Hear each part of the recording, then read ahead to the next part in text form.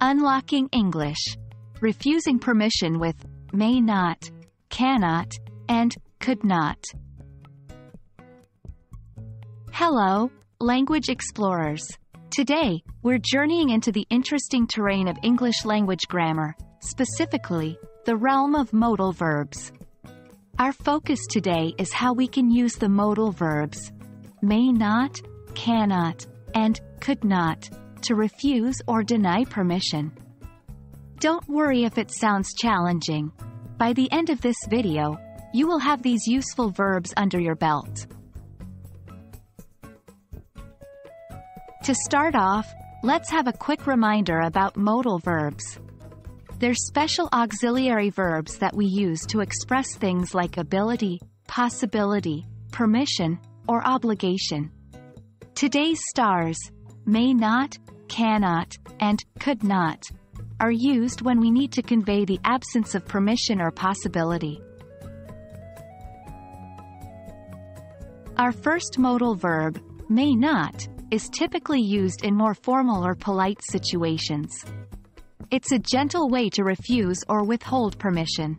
For example, if you are a teacher and need to restrict your students from using their mobile phones in class, you might say, "You may not use your mobile phones during the lesson." Moving on, let's talk about cannot.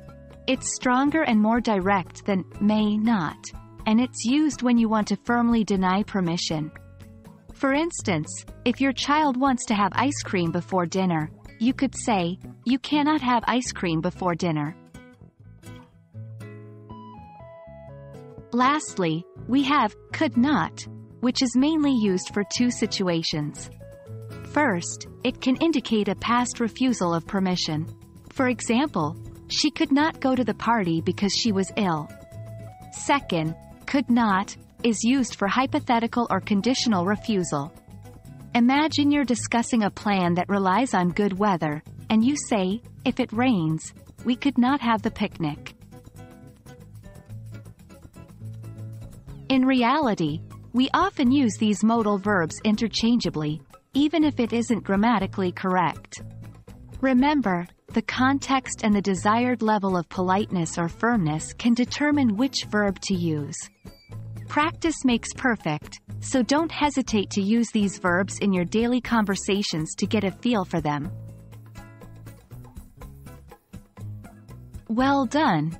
You've now mastered how to refuse permission using may not, cannot, and could not. Incorporate these into your English language toolkit and notice how they enrich your conversations and writings.